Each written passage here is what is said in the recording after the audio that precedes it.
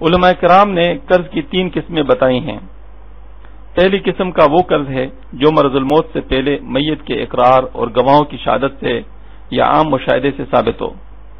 دوسری قسم کا وہ قرض ہے جو مرض الموت میں میت کے اقرار سے ثابت ہو لیکن گواہوں کی شہادت یا عام مشاہدے سے ثابت نہ ہو۔ تیسری قسم کا قرض خدا تعالیٰ کا قرض ہے، مثلا زکوٰۃ و کفارہ جات وغیرہ۔ سب سے پہلے پہلی قسم کے قرض کی ادائیگی کی جائے گی۔ اگر ترکہ میں کچھ بچ گیا تو دوسری قسم کی، پھر بھی کچھ بچ گیا تو تیسری قسم کی قرض کی ادائیگی صرف اس وقت ہوگی جب میت نے اس کی وصیت کی ہو، ورنہ ورثاء کی مرضی پر موقوف ہے اور اس میں نابالغ کی مرضی کا کوئی اعتبار نہیں۔ صرف بالغ اپنے اپنے حصے سے اس کا یہ قرض چکا سکتے ہیں، جس پر ان کو انشاءاللہ بہت اجر ملے گا۔ اگر میت نے کچھ مال چھوڑا ہے لیکن کسی قسم کے قرض کی ادائیگی کے لیے پورا نہیں ہو رہا تو قرض خواہوں کو ان کے قرضوں کے تناسب سے ادائیگی کی جائے گی۔ اس طرح اگر وصیت بھی 3 ثلث سے زیادہ ہو اور موصی لہم کی تعداد 1 سے زیادہ ہو تو ان میں وہ ثلث ان کے حصوں کے تناسب سے تقسیم کی جائے گی۔ اگر مسجد کی تعمیر وغیرہ یا حج کے لیے رقم یا جنس وغیرہ چھوڑی ہے تو وہ ترکہ ہے۔ البتہ میت کے پاس اگر کوئی چیز رہن تھی اور مقروض نے اس کا قرض واپس نہ کیا ہو تو میت کے ورثاء بھی اس چیز کو اس وقت تک روک سکتے ہیں جب تک میت کا قرض ادا نہ کیا جائے۔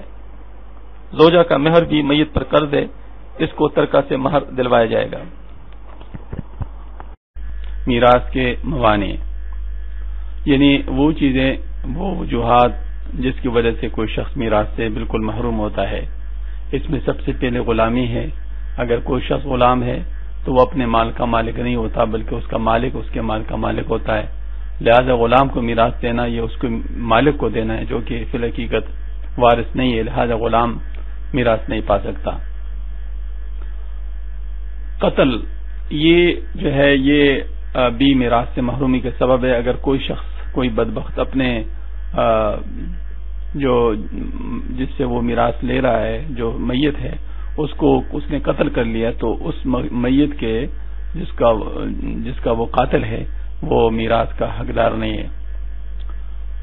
یہ قتل عمد ہو یا قتل شبہ عمد ہو یا قتل خطا ہو، حناف کے نزدیک میراث سے محرومی کا مکمل سبب ہے۔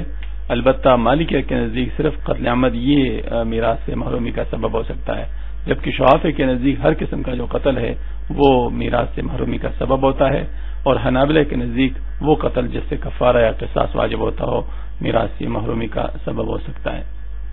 دین کا اختلاف بھی میراث سے محرومی کا سبب ہو سکتا ہے، کیونکہ کافر مسلمان سے میراث نہیں پا سکتا اور مسلمان کافر سے میراث نہیں پا سکتا۔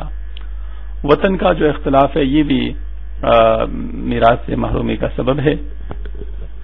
عام طور پر مسلمانوں پر یہ قانون لاگو نہیں ہوتا، لیکن جو مسلمان کسی دارالحرب میں کافر تھے بعد میں مسلمان ہو گئے اور ان میں ایک دارالسلام میں آ گیا تو اور دوسرا بھی نہیں پہنچا تو ان میں یہ دونوں ایک دوسرے کے وارث نہیں ہو سکتے جب تک وہ دوسرا بھی دارالسلام میں نہ آئے، یا ایک رشتہ دار پہلے سے دارالسلام میں اور دوسرا دارالحرب میں ہے۔ اب یہ دونوں اگر مسلمان ہو گئے تو آپس میں وطن کے اختلاف سے ایک دوسرے کے وارث نہیں ہو سکتے۔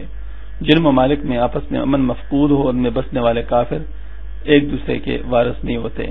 جس ملک میں اسلامی قانون رائج اور وہاں کفار کے لیے قانون بناتے وقت اس کی ضرورت پڑتی ہے۔